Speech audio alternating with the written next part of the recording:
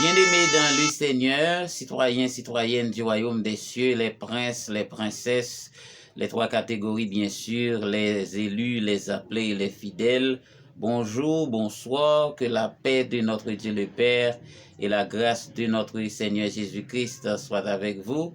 Nous revoici pour la continuité de cette classe d'enseignement de la parole de Dieu basée sur l'explication des mystères et des secrets du royaume des cieux en ce temps de la fin, ou encore la période eschatologique, ou le 7e millénaire, ou la 7e dispensation. Bienvenue à tous les nouveaux abonnés de notre channel et nous sommes très enchantés de vous accueillir. Nous sommes désormais une famille, c'est la grande bien sûr. Merci de nous rejoindre. Donc c'est la famille du royaume des cieux, c'est la famille de Dieu. Et nous espérons que votre présence ne soit pas du hasard. Et nous savons du reste que ce n'est pas du hasard que vous êtes de nôtres, car le Seigneur a tout planifié. Et nous allons travailler de concert pour porter l'évangile du royaume des cieux dans le monde entier, pour que cela soit servir de témoignage à toutes les nations, pour qu'enfin la fin arrive, comme il a été dit au Matthieu chapitre 24. Alors mes frères et sœurs, il est dit que dans 2 Pierre que c'est poussé par l'Esprit que les hommes ont parlé de la part de Dieu. Moi je dis, eh bien c'est poussé par l'Esprit que les hommes aussi écoutent la parole de Dieu. Amen. Là où il n'y a pas de révélation, le peuple est sans frein. Proverbe chapitre 29, le verset 18. Alors mes frères et sœurs, mes amis dans le Seigneur, si vous nous rejoignez à peine, et abonnez à notre chaîne afin que vous ne manquiez pas la prochaine vidéo. Soyez bénis par notre Dieu, celui qui a fait les cieux et la terre. Alors, bien sûr, la semaine dernière, on a parlé du chiffre 7 comme étant la puissance de la grâce. Nous avons dit qu'il y a le chiffre de la grâce qui est le chiffre 5, mais de l'autre côté, il y a la puissance de la grâce. Donc, en plus de cela, j'avais partagé un témoignage avec vous très puissant à propos du chiffre 7. Lorsque j'étais tout jeune, comment est-ce qu'un démon de la famille m'a retenu dans les études et qui m'obligeait aussi à composer 7 fois en classe de philo. Et pendant la 7e année, le démon ne pouvait pas me retenir parce que j'atteins la perfection qui est le niveau, le jalon le plus important en matière de puissance. Donc à ce moment-là, il ne pouvait plus me retenir et c'est alors que le Seigneur m'a ouvert la porte et j'y suis rentré. Et d'ores et déjà, mes frères et sœurs, je sais que ce chiffre 7 est déjà votre partage et que vous allez l'utiliser aussi pour affronter l'ennemi. Vous allez l'utiliser aussi pour vous débloquer, pour vous libérer au nom de Jésus-Christ notre Seigneur. Amen. Le texte que nous allons lire aujourd'hui se trouve dans 1 Pierre chapitre 5, le verset 10. 1 Pierre chapitre 5, le verset 10, la parole de Dieu nous dit: « Le Dieu de toute grâce qui vous a appelé en Jésus-Christ à sa gloire éternelle, après que vous aurez souffert un peu de temps, vous perfectionnera lui-même, vous affermira et vous fortifiera, vous rendra inébranlable. » Amen, amen et gloire à Jésus. Donc, dans ce passage, l'apôtre Pierre nous dit que la grâce c'est le résultat de notre patience. La grâce c'est le résultat de notre persévérance. La grâce c'est le résultat de nos souffrances. Elle a dit, après avoir souffert un peu, en entrant dans la nouvelle naissance en Jésus-Christ, eh bien, Dieu va nous accorder sa grâce. Donc, c'est-à-dire, pour être gracié de Dieu, c'est après un temps. Mais moi, ça a duré 7 ans. Donc, je ne vais pas dire que la grâce de Dieu, ça va prendre 7 ans pour qu'elle soit active pour tout le monde. Mais pour moi, il a fallu 7 ans avant que la grâce me soit arrivée. pour que je franchisse la barrière, pour que je franchisse la muraille qui m'a obstrué dans ma vie. La grâce est le résultat de notre patience, c'est le résultat de notre persévérance, c'est le résultat de nos souffrances. Donc après avoir souffert, donc maintenant Dieu va nous accorder sa grâce. Dieu ne va pas nous laisser périr par les flèches de nos adversaires, mais il va nous délivrer bien au moment opportun. La grâce, c'est l'amnistie de Dieu, c'est-à-dire le pardon total que Dieu a accordé à l'humanité après que nous tous avons été condamnés par la malédiction de la loi. Nous avons tous été condamnés, maudits et à perpétuité par le péché de la désobéissance.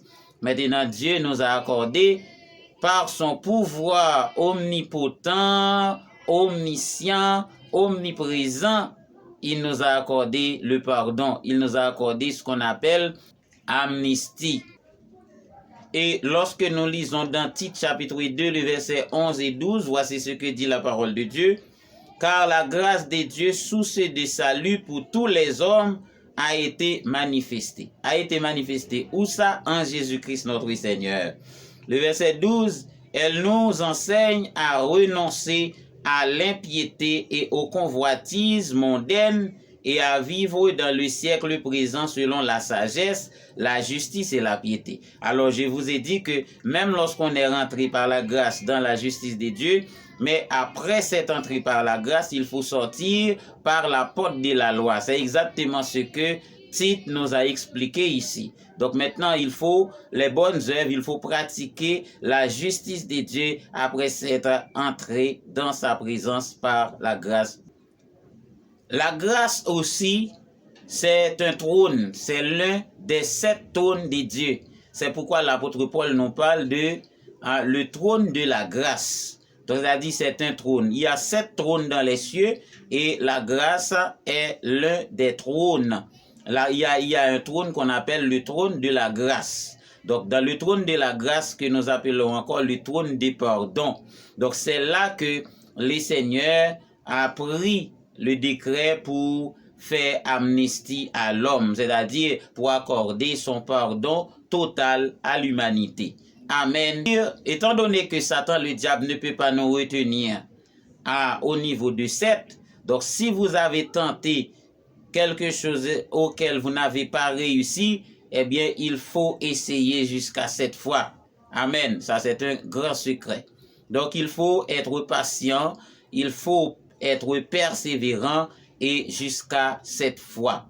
Et après 7 fois, si vous êtes attaché vraiment avec Dieu, si vous êtes un serviteur de Dieu, eh bien, ça va marcher pour vous. Mais si vous n'êtes pas accroché avec Dieu, si vous avez d'autres trucs à faire en dehors de Dieu, même lorsque vous essayez pendant 7 fois, ça peut ne pas marcher. Parce que vous n'êtes pas avec Dieu, vous n'êtes pas dans la justice de Dieu, vous n'êtes pas avec Dieu, vous n'avez pas Dieu à votre côté. Mais si Dieu est à votre côté, si Dieu est avec vous, eh bien, vous essayez pendant 7 fois et au 7e fois, la délivrance doit arriver nécessairement. Et si vous voulez rentrer dans la justice de Dieu aussi, il faut jeûner pendant 7 jours, selon le principe de la grâce. Le principe de la grâce, il faut jeûner 7 jours pour entrer dans la justice de Dieu. Or, vous saviez déjà que le principe de la loi exige 3 jours, comme la reine Esther a fait 3 jours. Donc maintenant, on peut jeûner 7 jours aussi pour entrer dans la justice de Dieu. Amen, gloire à Jésus. Lorsque nous parlons des démons, mes frères et sœurs, mes amis dans le Seigneur, eh bien, nombreux sont ceux qui ne comprennent pas qui sont les démons. Ils ne connaissent pas qui est le diable. C'est-à-dire que nos parents, vos grands-parents, ont dressé des autels. Ils ont fait couler du sang. Ils ont fait du sacrifice à des esprits méchants. Sur votre compte ou bien sur le compte générationnel. C'est-à-dire même lorsque vous soyez la deuxième, la troisième, la quatrième, la cinquième, la sixième, la huitième, la neuvième et la 10e génération, eh bien, ces démons vous poursuivent. Tout le monde doit connaître cette vérité. Alors, mes frères et sœurs, surveillez-vous, parce que le diable, vous ne le connaissez pas vraiment. C'est un adversaire redoutable. Il ne va pas vous laisser partir comme ça. Imaginez 500 l'année, 200 ans qu'il opprime des familles et vous êtes né dans la génération montante, vous ne savez rien. Tout simplement, vous êtes victime. Elle a dit, vous rentrez dans le format et vous pratiquez, vous servez, parfois vous ne savez pas. Le diable est partout, mes frères et sœurs. Satan est partout et ces derniers jours, c'est encore pire. Il est partout. Il est dans les entreprises. Il est dans les écoles, dans les institutions. Il est partout sur les réseaux sociaux. Maintenant, il s'expose. Vous ne regardez pas, il est sur les réseaux sociaux. Satan se transforme sur les réseaux sociaux, dans les jeux vidéo. Satan est là. Dans les dessins animés, il est là. Il est là. Il a des agents qui travaillent pour lui.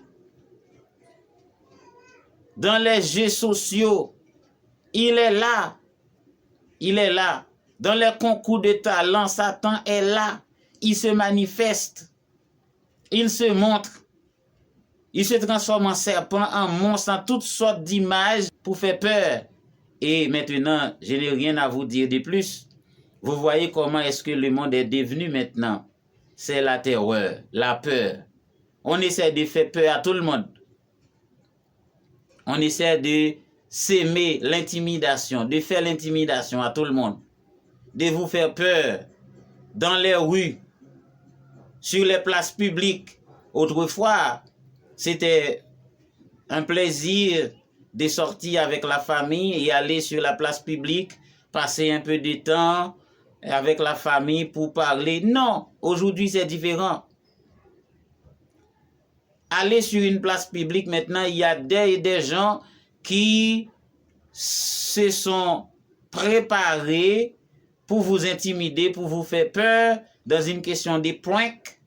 Maintenant, ils vous agacent, ils font n'importe quoi pour faire des views sur les réseaux sociaux, pour gagner de l'argent. Il n'y a plus de liberté vraiment pour les êtres humains. Parfois, ils viennent avec des petits objets pour faire le mal, pour ennuyer, pour créer l'ennui chez les gens. Alors, une fois que vous soyez ennuyé et embêté, et vous faites les gestes qu'il espère que vous allez faire. Et c'est alors qu'une caméra s'était cachée quelque part et vous enregistre. Et après, vous vous remarquez, eh bien, sur les réseaux sociaux. Satan utilise la majorité des gens à travers le monde, mais vous ne le savez pas, mes frères et sœurs. Satan est partout, le diable est partout. Et maintenant, il ne se cache pas le visage, il est à découvert. Il fait voir que c'est lui, c'est le temps qu'il s'expose. Alors, soyez prudents, mes frères et sœurs, soyez prudents, mes amis dans le Seigneur. S'il y a des alliances dans votre famille, maintenant c'est à vous de la briser et d'en signer une autre avec le Seigneur Jésus-Christ. C'est-à-dire, si vous n'avez pas encore accepté Jésus-Christ dans votre vie, c'est le moment ou jamais qu'il faut le faire. Vous pouvez m'appeler dans 44 32 23 88. Je peux vous aider. Vous pouvez trouver d'autres serviteurs et servantes de Dieu. Ils pourront vous aider aussi à retrouver Jésus-Christ pour faire la nouvelle alliance. Parce que peut-être que vous n'avez pas mangé le pois, mais vous êtes en train de donner la purée. Peut-être que vous ne pouvez pas progresser, mais vous vous demandez pourquoi, mais vous ne le savez pas. Eh bien, il y a un démon dans votre famille. Vous qui ne pouvez pas réussir dans l'entreprise, vous qui ne pouvez pas réussir à l'école, vous qui ne pouvez pas faire des progrès dans votre vie, ceux dont le mariage est brisé, ceux qui n'arrivent même pas à se marier à la soirée même de la célébration, la relation s'est interrompue. Certains qui se marient à la soirée même de la noce, tout est chambardé. Et ceux qui ont perdu leur premier enfant, ceux qui ne peuvent même pas enfanter, parce que Satan est en tout, ils empêchent aux gens aussi de mettre un enfant au monde. Certaines femmes n'arrivent pas à enfanter, elles ne savent pas pourquoi. Pourtant, elles n'ont rien. Tous les hommes étaient venus ici sur la terre pour se reproduire. C'est l'ordre de Dieu, l'ordonnance. Il a dit, multipliez, croissez et remplissez la terre. C'est-à-dire, tout homme et toute femme est capable d'enfanter. Est né avec habilité pour se reproduire. Mais qu'est-ce qui s'est passé? Parfois, on trouve d'autres causes pour l'attribuer. Parfois, on trouve peut-être des spécialistes qui vous disent autre chose. Mais Satan, il participe. Les démons de votre famille aussi. Il bouche les ovaires. Il ferme les ovaires. Il avorte les gens. Ah, mais c'est trop, c'est trop, c'est trop. Je ne peux pas vous détailler. C'est trop, mes frères et sœurs. Les œuvres du diable, les œuvres des ténèbres, c'en est trop, c'en est trop. Mais faites attention à vous. Faites attention à vous, vous qui m'écoutez maintenant. Parce que vous avez un ennemi qui est puissant, un ennemi qui est redoutable. Dans le cas contraire, il se peut que vous ayez la vie éternelle et de l'autre côté, vous perdez tous les bienfaits de Dieu.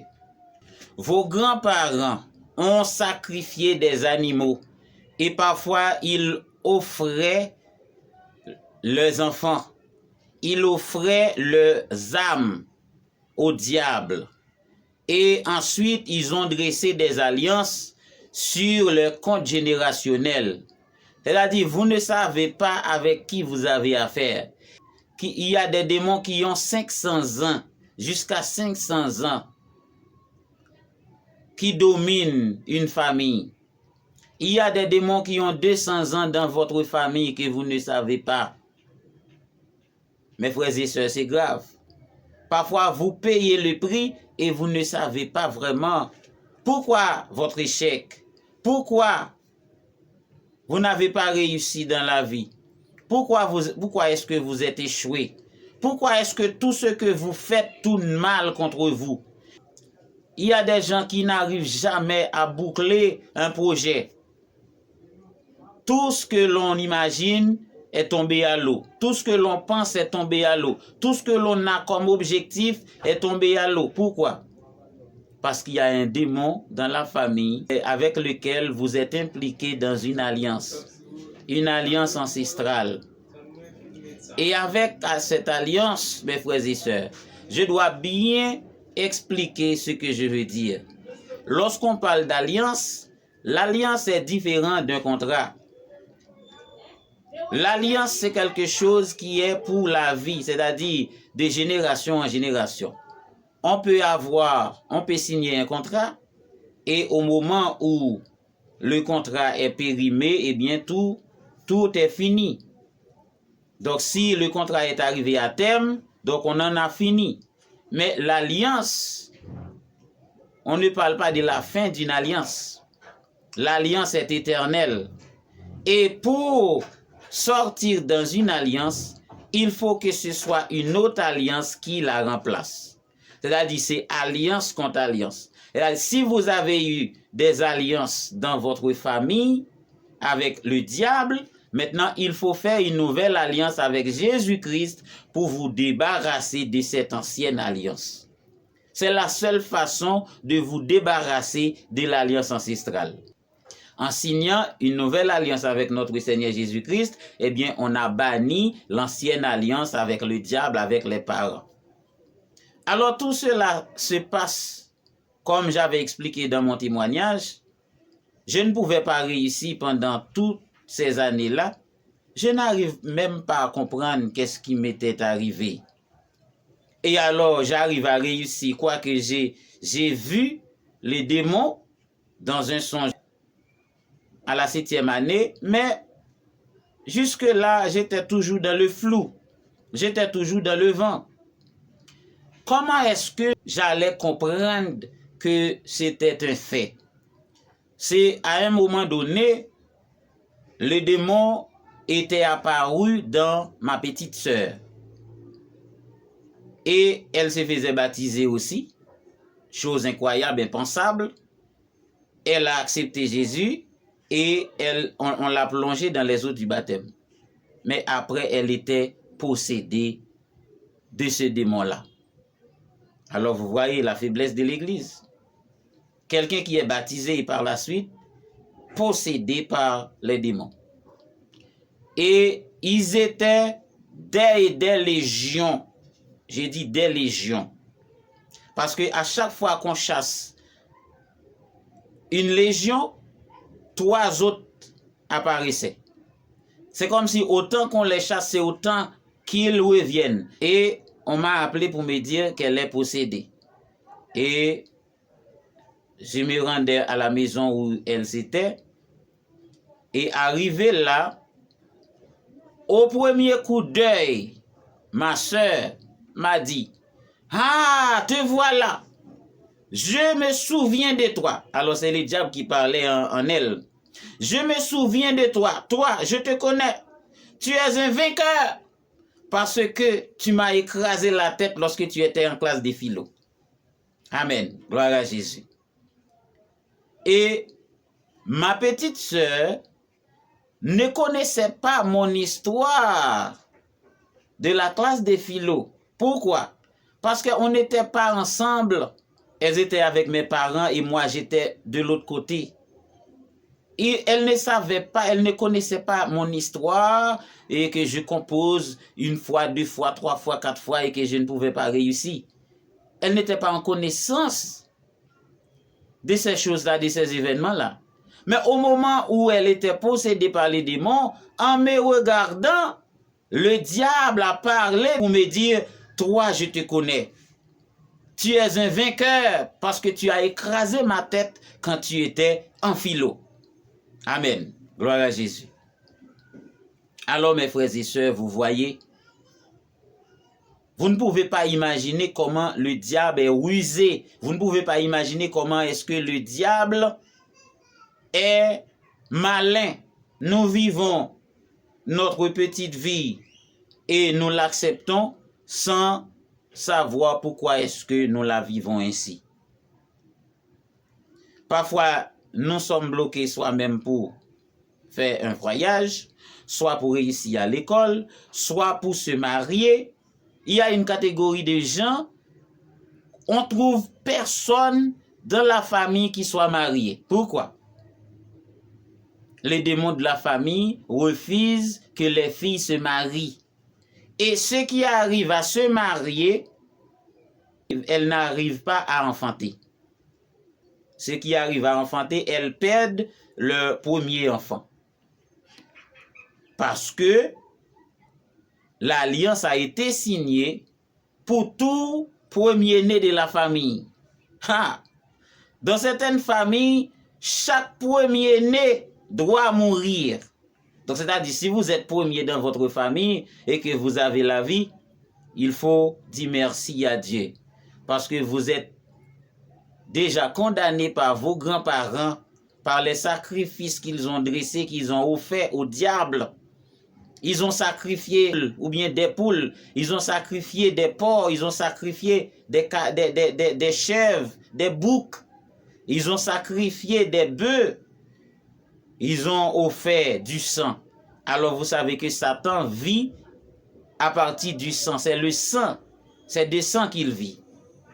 Parce qu'il n'y a pas la vie en lui depuis le moment où il a été séparé de Dieu. Donc c'est en l'homme que Satan trouve la vie, et la vie qu'il trouve en l'homme, c'est le sang de l'homme. Il doit continuer à boire du sang pour exister, pour être à l'existence. Voici comment Satan vit. Il vit de l'homme, il vit du sang de l'homme. Et c'est pourquoi je vous mets en garde de lui donner du sang. Ne donne pas du sang au diable. Vous qui me regardez, c'est un message très puissant. Elle a dit, ne versez pas du sang en aucune façon pour le diable. Parfois, nous avons versé du sang, nous avons donné du sang au diable, même sang dans notre innocence. Et chaque fois qu'on donne du sang, eh bien, on est entré dans une alliance avec le diable. Ah. À chaque fois qu'on donne du sang, on rentre dans une alliance avec le diable automatiquement. L'alliance est signée.